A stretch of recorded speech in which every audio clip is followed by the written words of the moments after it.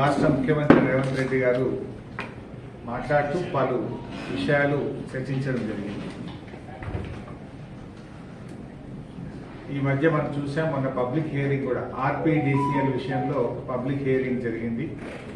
దాని విషయంపై నిన్న ముఖ్యమంత్రి గారు మాట్లాడుతూ 24 గంటల ఉచిత కరెంటు ఇవ్వడం కోసమే ఆర్పీడీసీఎల్ ఏర్పాటు చేస్తున్నాము అని నిన్న ముఖ్యమంత్రి గారు చెప్పారు. 24 గంటల ఉచిత విద్యుత్తు రాష్ట్రంలోని రైతాంగానికి ఇవ్వడానికే ఆర్పీడీసీఎల్ ఏర్పాటు చేస్తున్నామని నిన్న ముఖ్యమంత్రి గారు చెప్పిన విషయం అన్ని పత్రికల్లో పతాక శీర్షికలు మనం చూడడం జరిగింది. వాస్తవం వేరు, ముఖ్యమంత్రి మాట్లాడుతున్నది వేరు.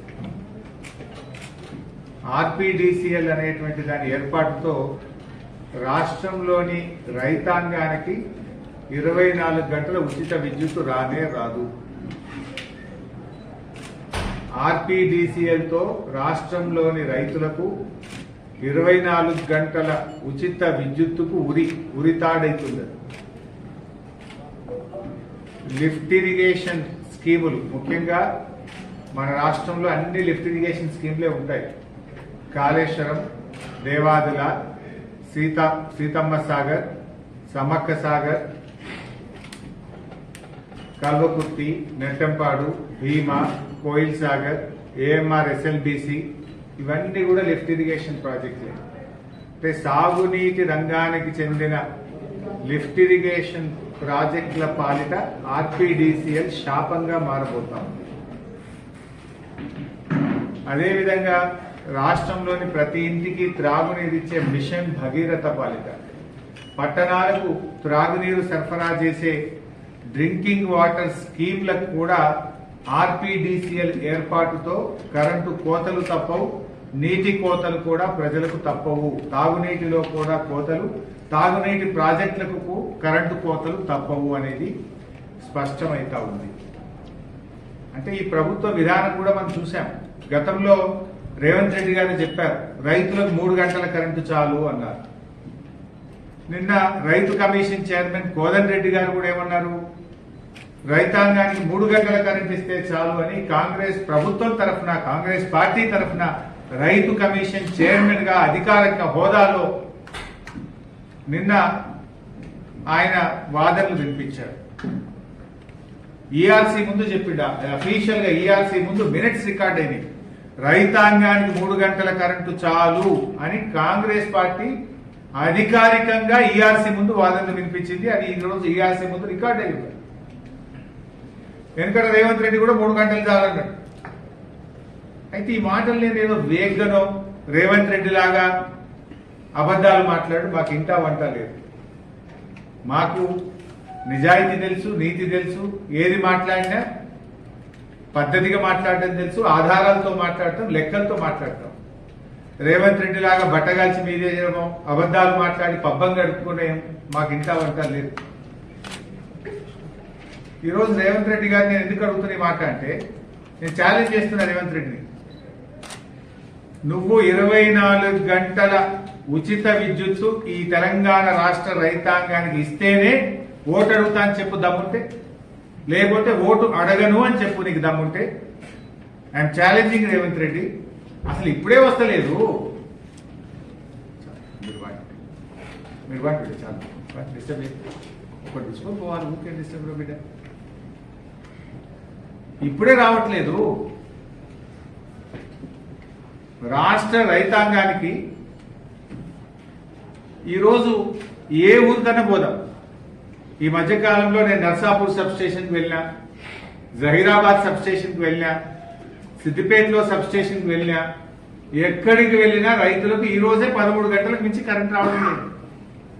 13 అవర్స్ కూడా కరెంట్ రావడం లేదు ఈరోజు.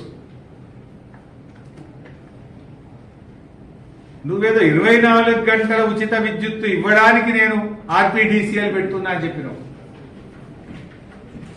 నువ్వు వచ్చిన తర్వాత 24 గంటల ఉచిత విద్యుత్తుకు మంగళం పాడినావు.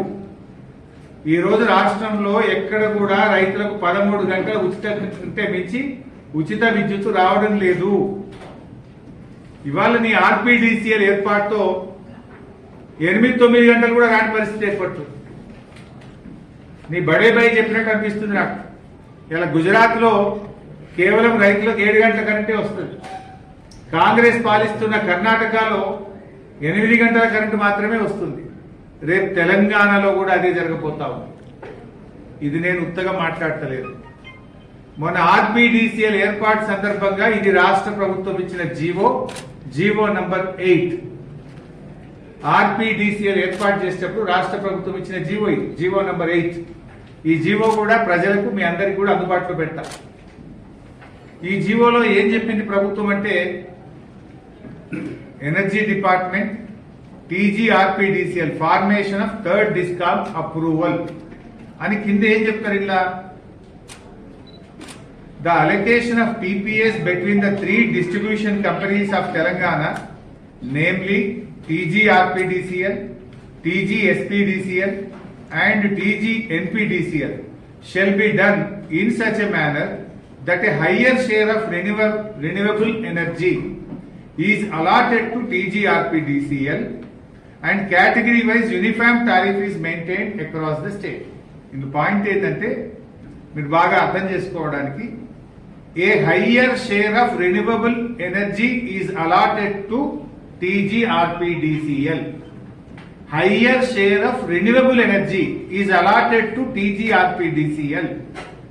అంటే ఏంది రెన్యూవబుల్ ఎనర్జీ అంటే ఏంది? Solar power. సోలార్ పవర్ ఎప్పుడు వస్తుంది? పొద్దున సూర్యోదయం అయిన 7 గంటలకు అట్లా సోలార్ పవర్ స్టార్ట్ అవుతుంది. ఎప్పుడు ఆగిపోతుంది? సూర్యాస్తమయం అయ్యే 5-6 గంటలకు సోలార్ పవర్ ఆగిపోతుంది. అంటే రైతులకు, లిఫ్ట్ ఇరిగేషన్ స్కీములకు, మంచినీటి పథకాలకు ఇవన్నీ టీజీఆర్పీడీసీఎల్ కింద ప్రభుత్వం పెట్టేసింది. మరి టీజీఆర్పీడీసీఎల్కి ఏ కరెంట్ ఇస్తా అంటుండ్రు Revanth Reddy? Renewable energy, solar power ఇస్తా అంటుండ్రు. థర్మల్ పవర్ ఇవ్వడట, హైడల్ పవర్ ఇవ్వడట, ఓన్లీ సోలార్ పవర్ ఇస్తా అంటుండ్రు. మరి సోలార్ పవర్ ఎప్పుడు ఉంటుంది? పొద్దుగాల 7 గంటలకు వస్తుంది, సాయంత్రం 5కి పోతుంది. అంటే ఎన్ని గంటలు ఉంటుంది? 8-9 గంటలే ఉంటుంది. అంటే చెప్పకనే రేవంత్ రెడ్డి ఏం చెప్పింది ఈ జీవో ద్వారా అంటే, రేపు రాష్ట్రములో రైతులకు 8-9 గంటల కరెంట్ ఇస్తారని ఈ జీవోలో స్పష్టంగా చెప్పింది.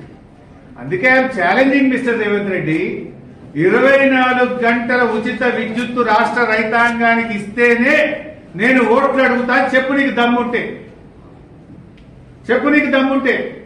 ఈ జీవో ఏం చెప్తుంది? రెన్యూవబుల్ ఎనర్జీ ఇస్తా అన్నావు. దీనికి టీజీఆర్పీడీసీఎల్ కు రెన్యూవబుల్ ఎనర్జీ అలాట్ చేస్తా అంటున్నావు. రెన్యూవబుల్ ఎనర్జీ అంటే పొద్దుగాల 7 గంటలకు వస్తుంది, సాయంత్రం 5కి పోతుంది. అంటే 8-9 గంటలకు మించిన కరెంటు రేపు రాష్ట్రంలో రైతులకు రాదు. ఇది నేను ఉత్తగా నోటి మాటనో ఆరోపణో చేయడం లేదు. ఇది నీ ప్రభుత్వం ఇచ్చిన జీవో ఆధారంగా మాట్లాడుతున్నా. మరి జీవో ఏంది? ఎందుకు ఇచ్చినవి? ఇస్తే 3 డిస్కామ్లకు సమానంగా వచ్చు ఉన్న కరెంటును. థర్మల్ పవర్ కానీ, హైడల్ పవర్ కానీ, రెన్యూవబుల్ ఎనర్జీ కానీ. రాష్ట్రంలో పాత 2 కంపెనీలు ఉన్నాయి, కొత్తలో ఒకటి పెట్టి 3టికి సమానంగా. అంటే థర్మల్ కరెంటు పక్కాగా 24 గంటలు వచ్చే కరెంట్ ఏమో ఎన్పీడీసీఎల్ కు, కంపెనీలకు, ఇండ్లకు, పైసలు వచ్చేటోళ్ళకి ఇస్తారట. ఇది రైతులకు ఫ్రీ కరెంటు కదా. రాని కరెంటు 8-9 గంటలే వచ్చే కరెంటు సోలార్ కరెంట్ ఏమో రైతులకు ఇస్తారట. అంటే రైతులకు 24 గంటల కరెంటుకు నువ్వు మంగళం బాడినావు. ఇప్పటికే నువ్వు వచ్చినాక 13 గంటలే వస్తుంది. రేపు నువ్వు రైతు డిస్కామ్ పెడితే 8-9 గంటలు కూడా రానటువంటి పరిస్థితి రేపు రాష్ట్రంలో రాబోతా ఉంది. నాడు కేసీఆర్ ప్రభుత్వం 24 గంటల కరెంటు రైతాంగానికి ఇస్తే నువ్వు ఇలా 13 గంటలకు తగ్గించినావు. రేపు ఆర్పీడీసీఎల్ పెడితే అది కేవలం 8-9 గంటలు మాత్రమే జరుగుతుంది. దీనికి సమాధానం చెప్పు సుట్టిగా. ఇంతేకాదు, ఇంకో డేంజర్ ఉంది. రేపు సాగునీటి ప్రాజెక్టులు ఉంటాయి. మన కాళేశ్వరం లిఫ్ట్ ఇరిగేషన్, దేవాలయ లిఫ్ట్ ఇరిగేషన్, కల్వకుర్తి, నెట్టంపాడు, భీమా, కోయిల్ సాగర్ లిఫ్ట్ ఇరిగేషన్. రేపు దానికి కూడా 8-9 గంటల కరెంట్ ఇస్తావు కదా. నీ కరెంటే ఉంటుంది. నీ దగ్గర ఉన్న పీపీఏ అనే రిన్యూవబుల్ ఎనర్జీ. పీపీఏ అంటే పవర్ పర్చేజ్ అగ్రిమెంట్. పీపీఏనే నీకు సోలార్ పవర్ ఉంటే నువ్వు రాత్రి కూడా కరెంట్ ఎట్లా ఇస్తావు? ఈ మోటార్లు ఎట్లా నడుస్తాయి? నువ్వు నీళ్లు ఆంధ్రాకు జారగొడతావా? కృష్ణానదిలో వచ్చే వరదనే 3 నెలల్లో, 2 నెలల్లో, 45 రోజులు వస్తుంది. నీళ్ళు వచ్చినప్పుడు రప్ప గుచ్చుకోవాలి, మన ప్రాజెక్టులు నింపి పెట్టుకోవాలి. నువ్వు 8 గంటల కరెంటే ఇస్తా అంటే మోటార్లు ఆన్ అంటే ఆ పొద్దుగాల 7 గంటలకు ఆన్ చేయాలి, సాయంత్రం 5 గంటలకు బంద్ చేయాలి. మరి ఎక్కడ ఇస్తుంది రిజర్వాయర్? ఎట్లా ఇస్తావు రైతులకు నీళ్లు? రేపు గోదావరిలో అయినా కృష్ణా నదిలో అయినా సంవత్సరం అంతా వరద ఉండదు కదా. నువ్వు సోలార్ పవర్ ఇస్తే ఆర్పీడీసీఎల్, ఎందుకంటే నువ్వేం చేసినావు, అన్ని లిఫ్ట్ ఇరిగేషన్ స్కీమ్లను ఆర్పీడీసీఎల్ కింద వేసేసినావు. ఆర్పీడీసీఎల్ లో మరి కరెంట్ ఉండేదే 7-8 గంటలు 9 గంటలు ఉంటే రేపు ఈ మోటార్లు ఎట్లా నడవాలి అంటే రేపు కృష్ణా గోదావరి నీళ్లు కూడా రావు. రేపు కల్వకుర్తి కింద, నెట్టంపాడి కింద, భీమ కింద, కోయిల్ సాగర్ కింద, ఏఎంఆర్ ఎస్ఎల్బీసీ కింద, సీతమ్మ సాగర్ కింద, కాళేశ్వరం కింద రేపు పంటలు కూడా వండకుండా చేస్తావా రేవంత్ రెడ్డి అని నేను అడుగుతా ఉన్నా. అంటే రైతులకు నీళ్లు కూడా ఎగనామే పెడతావా? ఇక వచ్చే నీళ్లు కూడా రాకుండా చేస్తావా? నీ థర్మల్ పవర్ లేకుండా ఆర్పీడీసీఎల్ రాత్రిపూట కరెంట్ ఎట్లా ఇస్తుందో చెప్పు. రాదు రేపు కరెంట్. అంటే రేపు బావుల కింద, బోర్ల కింద పండించుకునే రైతులకు 24 గంటల కరెంట్ ఉండదు. ప్రాజెక్టుల కింద ఉండే రైతులకు లిఫ్ట్ ఇరిగేషన్లు పనిచేయి, రేపు సాగునీరు అందుబాటులో ఉండకుండా చేస్తున్నాం. ఇక మూడవది మంచినీళ్ళ పథకం, మిషన్ భగీరథ. లేదు హైదరాబాద్ మంచినీళ్ళు, హైదరాబాద్కి నీళ్లు రావాలంటే ఎక్కడి నుంచి రావాలి? ఎల్లంపల్లికి వెళ్ళి రావాలి, నాగార్జున సాగర్కి వెళ్ళి రావాలి, సింగూరుకి వెళ్ళి రావాలి. లేదు ఏ జిల్లా, ఈ రాష్ట్రంలో ఏ జిల్లాకు నీళ్లు రావాలన్నా, ఏ ఊరికి నీళ్లు రావాలన్నా 24 గంటల్లో 18, 19 గంటలు, 20 గంటలు మంచినీళ్ళ పథకాలు నడుస్తేనే ఇంటింటికి మంచినీళ్ళు వస్తున్నాయి. రేపు నువ్వు ఆర్పీడీసీఎల్ కింద 8-9 గంటల కరెంట్ ఇస్తే మంచినీటి పథకాలకు కూడా కరెంటు సరిపోదు, మంచినీళ్లు కూడా రాని పరిస్థితి ఏర్పడుతుంది. ఎవడన్నా మెడ మీద తలకాయ ఉన్నోడు చేసే పని అయింది. నీ సంగతి ఏంది అసలు? రైతులకు కరెంటుకు దూరం చేస్తున్నావు, సాగు నీటికి దూరం చేస్తున్నావు, ప్రజలను మంచినీళ్ళకు కూడా దూరం చేస్తావా? ఇది నేను ఉత్తగా చెప్తానే, నీ జీవోలోనే ఉంది రెన్యూవబుల్ ఎనర్జీ ఇస్తా. రెన్యూవబుల్ ఎనర్జీ అంటే సోలార్ పవర్. సోలార్ పవర్ అంటే పొద్దుగాల 7-8 గంటలకు వస్తుంది, సాయంత్రం మరి ఏడన్నా మబ్బులు పడతాయి. మబ్బులు పడితే మరి మంచినీళ్ళు వస్తాయి కాదు. ఏడన్నా ఎండ రాదు, మబ్బులు పడతాయి చలికాలం. మబ్బులు పడితే మరి మంచినీళ్ళు నడవద్దా? పథకం స్కీమ్ నడవద్దా? కరెంట్ ఎట్లిస్తావు? అంటే నీ నిజాయితీ లేదు నీలో నీకు చిత్తశుద్ధి లేదు. ఇలా ఆన్ అండ్ ఆఫ్ పద్ధతిలో మోటార్లు నడిపితే, లిఫ్ట్ ఇరిగేషన్ స్కీములు నడిపితే మోటార్లు ఖరాబ్ అవుతాయి. ఇవాళ ఇంజనీర్లు, ఇరిగేషన్ ఇంజనీర్లు చెప్తున్నారు, కాళేశ్వరం అయినా, సీతారామ అయినా, కల్వకుర్తి అయినా, దేవాదులైనా పొద్దుగాల స్టార్ట్ చేసి సాయంత్రం బంద్ చేస్తే మోటార్లు ఖరాబ్ అవుతాయి. రౌండ్ ద క్లాక్ నడపాల్సిందే మోటార్లు. ఎన్ని రోజులు నీళ్ళు అవసరం ఉంటే అన్ని రోజులు నడపకపోతే ఆ మోటార్లు కూడా ఖరాబ్ అవుతాయి. అంటే రేవంత్ రెడ్డి ఇలా ఆర్పీడీసీఎల్ ఏర్పాటు చేసి ప్రజలను బోరు బావుల మీద ఆధారపడ్డ రైతులకు 24 గంటల కరెంటుకు దూరం చేస్తున్నాడు. లిఫ్ట్ ఇరిగేషన్ స్కీముల కింద సాగునీటి సదుపాయానికి రైతుల్ని దూరం చేస్తున్నాడు.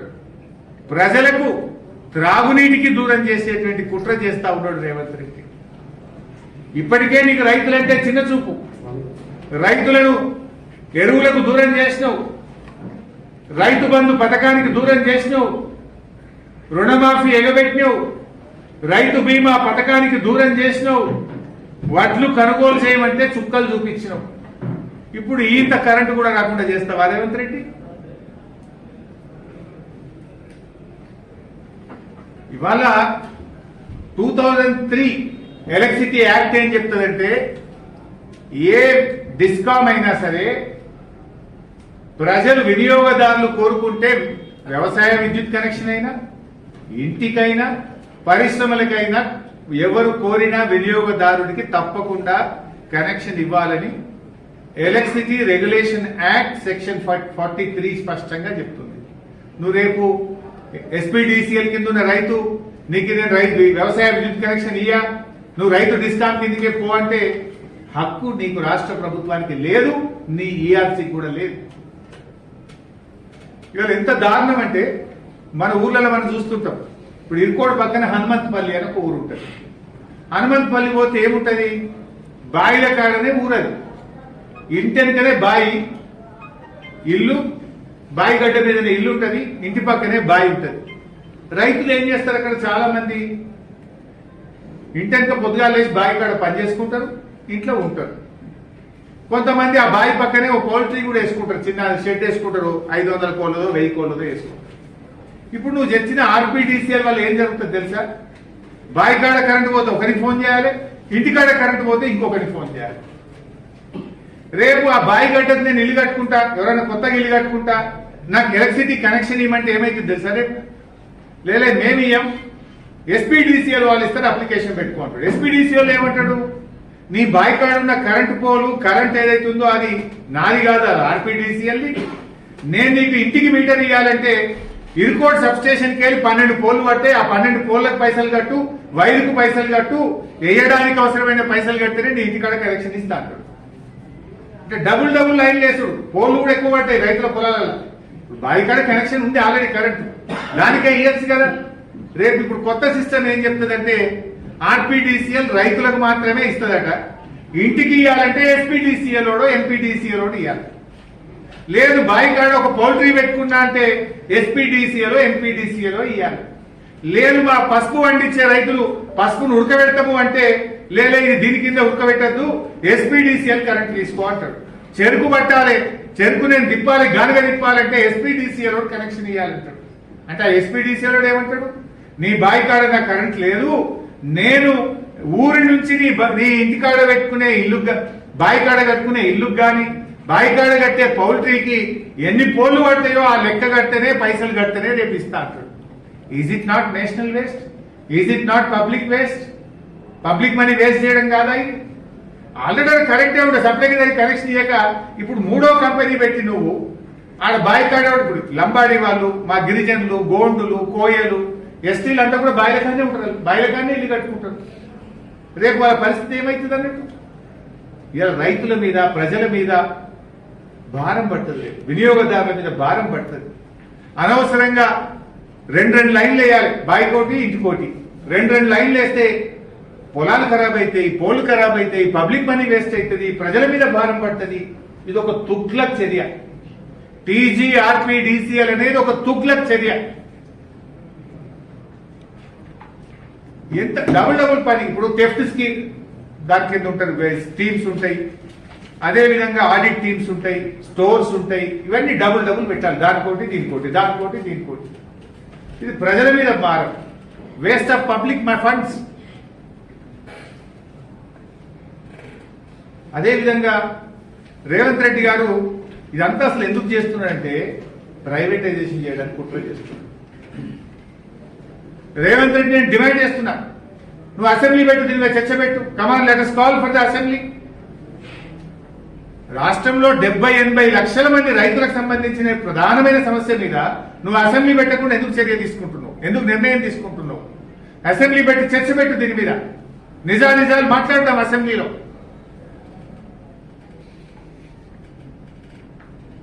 ఇవాళ మహారాష్ట్రలో ప్రైవేటైజేషన్ అయిపోయింది, ముంబైలో అదానికి టాటా కప్పచెప్పింది. కర్ణాటకలో బెంగళూరులో టాటా కప్పచెప్పింది. నువ్వు కూడా ఈ రైతులేని ఫ్రీ ఉచిత కరెంటు అంతా పక్కకు పెట్టి పైసలు వచ్చే కరెంటును ప్రైవేట్ వాళ్ళకి ఇవ్వడానికే ఈ ఆర్పీడీసీఎల్ ఏర్పాటు చేస్తుంది. ఇది ప్రైవేటైజేషన్ లో ఒక కుట్రలో భాగంగా నువ్వు చేస్తున్నావు. ఆ 2 డిస్కాంలు నేను ప్రైవేటైజ్ చేయను అని ప్రజలకు మాటిను, ఆ 2 డిస్కాంల మీద కొత్తగా అప్పులు చేయను అని ప్రజలకు మాటి. అప్పులు చేస్తావు మళ్ళీ నువ్వు కొత్తగా 1000 కోట్లు. ఉన్న అప్పులన్నీ ఇప్పుడు టీజీఆర్పీడీసీఎల్కు మార్చినావు. మళ్ళీ దాని ఏంది కొత్తగా ఉంది, బుక్కులు మంచిగా ఉన్నాయి, ఇక దీని మీద కొత్త అప్పులు ఏం, పాత అప్పులు ఏం లేవని మళ్ళీ కొత్త అప్పులు లేవడానికి డ్రామాలు. ప్రైవేటైజేషన్ చేయడానికి, ఎన్పీడీసీఎల్ ఎస్పీడీసీఎల్ లో కొత్త అప్పులు లేపడానికి నువ్వు ఆడుతున్నటువంటి నాటకం ఇది రైతుల పాలిట ఉరితాడైతుంది. ఇది సాగునీటి ప్రాజెక్టులకు శాపంగా మారుతుంది, తాగునీటి ప్రాజెక్టులకు కరెంటు కొరత ఏర్పడుతుంది. దీన్ని వెంటనే విరమించుకోవాలని చెప్పి మేము ఈరోజు డిమాండ్ చేస్తా ఉన్నాం. ఇక రేవంత్ రెడ్డి ఇంకో మాట అంటుండు, చాలా అప్పులైనాయి, బీఆర్ఎస్ టైంలోనే ఎస్పీడీసీఎల్ ఎన్పీడీసీఎల్ అంటే ఈ డిస్కాంలు అప్పుల పాలైనాయి అని నిన్న మాట్లాడింది. సిగ్గుండాలే మాట్లాడడానికి. అసలు నువ్వు కదా అప్పుల పాలు చేసింది. బీఆర్ఎస్ ప్రభుత్వం అధికారంలోకి వచ్చినాడు ఎన్పీడీసీఎల్ ఎస్పీడీసీఎల్ అప్పటికో 2000 కోట్ల అప్పుల్లో ఉండే. బీఆర్ఎస్ దిగిపోయే నాటికి ఆయన అప్పులు ఎంత అంటే బీఆర్ఎస్ హయాం 10 ఏళ్లలో జరిగిన అప్పులు 27,000 కోట్ల రూపాయలు. బీఆర్ఎస్ ఎక్కే నాటికి 2,000 కోట్లు ఉంది అప్పు 2 డిస్కామ్లకు. బీఆర్ఎస్ దిగిపోయినాడు బీఆర్ఎస్ ప్రభుత్వ హయాంలో జరిగిన అప్పు 27,000 కోట్లు. మరి నిన్న జీవోలో పెట్టిండ్రు వీళ్ళే మొత్తం డిస్కామ్ల అప్పు ఎంతున్నది అని రేవంత్ రెడ్డి ప్రభుత్వమే జీవోలో పెట్టింది 54,000 కోట్లు ఉంది. అంటే బీఆర్ఎస్ హయాంలో 27,000 కోట్లు అయితే నీ 2.5 సంవత్సరాల్లో నువ్వు చేసిన అప్పు ఎంత? నువ్వు 2 ఏళ్లలో 25,284 కోట్లు చేసినావు. 25,284 కోట్లు. 10 ఏళ్ల బీఆర్ఎస్ టైంలో సంవత్సరానికి 2,700 కోట్లు అప్పయింది డిస్కామ్లకు. కానీ నీ హయాంలో సంవత్సరానికి 10,113 కోట్లు అప్పయింది. అంటే 5 అంతలు ఎక్కువ బీఆర్ఎస్ కంటే. నువ్వు ఎక్కువ చేసినావు. బీఆర్ఎస్ 2,000 చేస్తే నువ్వు 10,000 చేసినావు. ఇంకా సిగ్గు లేకుండా డిస్కామ్లు బీఆర్ఎస్ హయాంలో అప్పుల పాలైనవి అంటున్నావు. ఇంకా మా హయాంలో కరోనా వచ్చింది, ప్రజలు ఆర్థిక ఇబ్బందులు ఎదుర్కొన్నారు. అయినా అన్ని కలిపి 10 ఏళ్లలో బీఆర్ఎస్ హయాంలో సంవత్సరానికి అయింది 2,000, 2,500. కానీ నీ హయాంలో అయింది 10,000. ఏడాదికి 10,000 కోట్లు డిస్కామ్లను అప్పుల ఊబిలో పెట్టినావు. నువ్వు డిస్కామ్లకు నువ్వు డబ్బులు విడుదల చేయలేదు. నువ్వు తప్పు చేసి బీఆర్ఎస్ మీద నెప్పని నెడుతున్నావు. గురువు ఇందకించ ఏదో తన కింద నలుపు తెలియదు అన్నట్టు అప్పులు చేసింది నువ్వు, డిస్కామ్లను ఆగం చేసింది నువ్వు. ఇవాళ దాన్ని బీఆర్ఎస్ మీద నెప్పని నెట్టే ప్రయత్నం చేస్తా ఉన్నావు.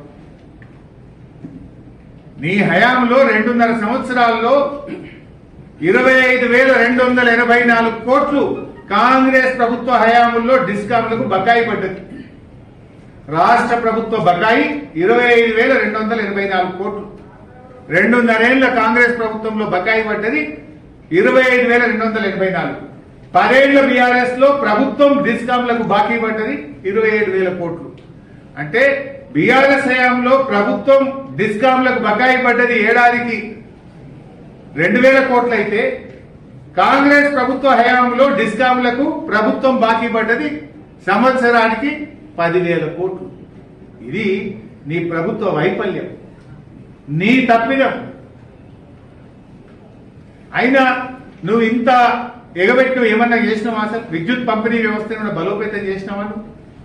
నీ హయాంలో ఒక్క సబ్స్టేషన్ కట్టినవాను?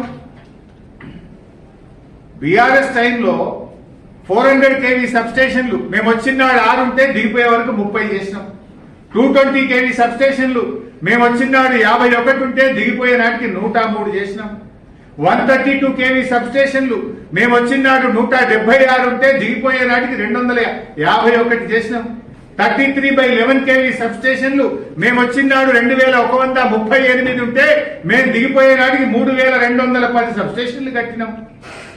డిస్ట్రిబ్యూషన్ ట్రాన్స్ఫార్మర్లు మేము వచ్చినాడు 4 లక్షలు ఉంటే మేము దిగిపోయే వరకు 8,60,000 డిస్ట్రిబ్యూషన్ ట్రాన్స్ఫార్మర్లు పెట్టినాం. ఇది మేము చేసినాం. అసలు నువ్వేమైనా చేసినావా? ఓ సబ్స్టేషన్ కట్టినావా? ఓ లైన్లు వేసినావా? అరే ఈహెచ్టీ లైన్లు మేము వచ్చినాడు 16,000 కిలోమీటర్లు ఉంటే మేము దిగిపోయే వరకు ఈహెచ్టీ లైన్లు 24,000 కిలోమీటర్లకు పెంచినాం. ఈ రకంగా విద్యుత్ పంపిణీ వ్యవస్థను మేము బలోపేతం చేసినాం. నువ్వే కదా అసెంబ్లీలో చెప్పింది. ఈ వీడియో చూడు, నువ్వేం చెప్పినావు అసెంబ్లీలో. ఆనాటి కాంగ్రెస్ ప్రభుత్వంలో కరెంటు పరిస్థితి ఏందో తెలుగుదేశం పార్టీ ఎమ్మెల్యేగా ఉమ్మడి ఆంధ్రప్రదేశ్ లో అసెంబ్లీలో నువ్వు మాట్లాడిన మాట. మరణిస్తే ఊరికి వెళ్ళాం అధ్యక్ష. దహన సంస్కారాలు అయిన తర్వాత స్నానం చేసి ఇంటికి పోవాలి అధ్యక్ష. చిన్నప్పుడు ఏ బావిలో అయితే ఎండాకాలం వస్తే రోజుల తరబడి ఈత కొట్టిన బావి ఎండిపోతే బోర్ దగ్గరికి వెళ్ళి స్నానం చేద్దామంటే కరెంటు లేదు అధ్యక్ష. నాకున్న పరిచయాలను బట్టి కరెంటు విడిపించుకుంటే బోరేస్తే నీళ్లు వస్తలేదు అధ్యక్ష. నా తండ్రి చచ్చిపోతే స్నానం చేయాల్సిన ప్లేస్ లో నెత్తి మీద నీళ్లు చల్లుకొని ఇంటికి వచ్చాం అధ్యక్ష. తెలంగాణ రాష్ట్రం నిర్లక్ష్యం కావడానికి కారణం పాలకులు అన్న సంగతి ఆ రోజు నాకు అర్థమైంది అధ్యక్ష. మరి ఆ రోజు పాలకులు ఎవరు? కాంగ్రెస్ పార్టీ కదా. ఆనాటి కాంగ్రెస్ పాలనలో తండ్రి చచ్చిపోతే కరెంటు లేక నెత్తి మీద నీళ్లు చల్లుకొని పోయినా అన్నవే. ఆ పాలకులు ఎవరు? ఆ పాపం ఎవరిది? కాంగ్రెస్ పార్టీయే కదా ఆనాడు ఈ రాష్ట్రాన్ని పాలించింది. ఆ పాపాలను కడిగి కాంగ్రెస్ చేసిన తప్పిదాలను సవరించి సబ్ స్టేషన్లు కట్టి ట్రాన్స్ఫార్మర్లు పెట్టి విద్యుత్ పంపిణీ వ్యవస్థను 1,00,000 కోట్లు ఖర్చు పెట్టి 24 గంటల కరెంట్ ఇచ్చింది బీఆర్ఎస్ కదా. నిజంగా ఆ రోజు బీఆర్ఎస్ ఉండుంటే నీకు నెత్తివే నీళ్లు చల్లుకోవాల్సిన పరిస్థితి వచ్చేది కాదు. కానీ మళ్ళా కాంగ్రెస్ వచ్చింది నీ పాలనలో, మళ్ళా నెత్తి మీద నీళ్లు చల్లుకునే కాలం వస్తుందేమో అని డౌట్ వస్తుంది. ఆగం చేస్తున్నావు విద్యుత్ వ్యవస్థను, ఇలా ఆగం చేస్తున్నావు విద్యుత్ వ్యవస్థ. అందుకే మేము సూటిగా చెప్తున్నాం, టీజీఆర్పీడీసీఎల్ ఏర్పాటును ప్రభుత్వం విరమించుకోవాలి. టీజీఆర్పీడీసీఎల్ ఏర్పాటు రైతాంగం పాలిట ఉరితాడుగా మారబోతుంది. టీజీఆర్పీడీసీఎల్ ఏర్పాటు లిఫ్ట్ ఇరిగేషన్ ప్రాజెక్టులకు శాపం కాబోతా ఉంది. టీజీఆర్పీడీసీఎల్ ఏర్పాటు మంచినీటి పథకాలకు రేపు విద్యుత్తును కూడా అందించని పరిస్థితుల్లో ప్రజలకు త్రాగునీరు అందించని పరిస్థితి రాబోతా ఉంది. ఇది మేం కాదు, రాష్ట్ర ప్రభుత్వం టీజీఆర్పీడీసీఎల్ ఏర్పాటులో భాగంగా ఇచ్చిన జీవో నంబర్ 8లోనే ప్రభుత్వమే చెప్పింది. ఎట్టి పరిస్థితుల్లో బీఆర్ఎస్ పార్టీ రైతులకు అన్యాయం జరిగితే ఊరుకోదు. అవసరమైతే రైతులకు పెద్ద ఉద్యమాన్ని సృష్టిస్తాం. బీఆర్ఎస్ పుట్టిందే విద్యుత్ ఉద్యమంలో పుట్టింది. రైతుల మీద కరెంటు ఛార్జీలు పెంచితేనే నాడు కేసీఆర్ గారు తెలంగాణ ఉద్యమానికి శ్రీకారం చుట్టిండ్రు. ఇవాళ కూడా రైతుల పాలిట పెను శాపంగా మారబోతున్నటువంటి ఈ డిస్కామ్ ను ఏర్పాటును బీఆర్ఎస్ వ్యతిరేకిస్తుంది. ఎంతకైనా పోరాటం చేస్తుంది. ఈ ఆర్పీడీసీఎల్ రద్దు చేయాలి. రైతాంగానికి నాణ్యమైన 24 గంటల కరెంట్ ఇవ్వాలి. ఎట్లా ఇస్తావు నువ్వు? రెన్యూవబుల్ ఎనర్జీ ఇచ్చిన తర్వాత అది వచ్చేదే పొద్దుగాల, ఎండ వచ్చినాక కరెంట్ వస్తుంది, ఎండలోగానే పోతుంది. దానికి ఇచ్చే కరెంటే సోలార్ కరెంట్ అయితే 24 గంటల కరెంట్ ఎట్లా వస్తుందో రేవంత్ రెడ్డి చెప్పాలి. డైలాగులు దంచుడు కాదు. 24 గంటల ఉచిత విద్యుత్తు రైతులకు ఇవ్వకపోతే వచ్చే ఎన్నికల్లో ఓటు అడగను అని చెప్పి ప్రమాణం చేయాలి అని నేను ఈ రోజు ఆయన డిమాండ్ చేస్తా ఉన్నా. Right brother. నిన్న సీఎం గారు మాట్లాడుతూ మీ మీద కూడా కొన్ని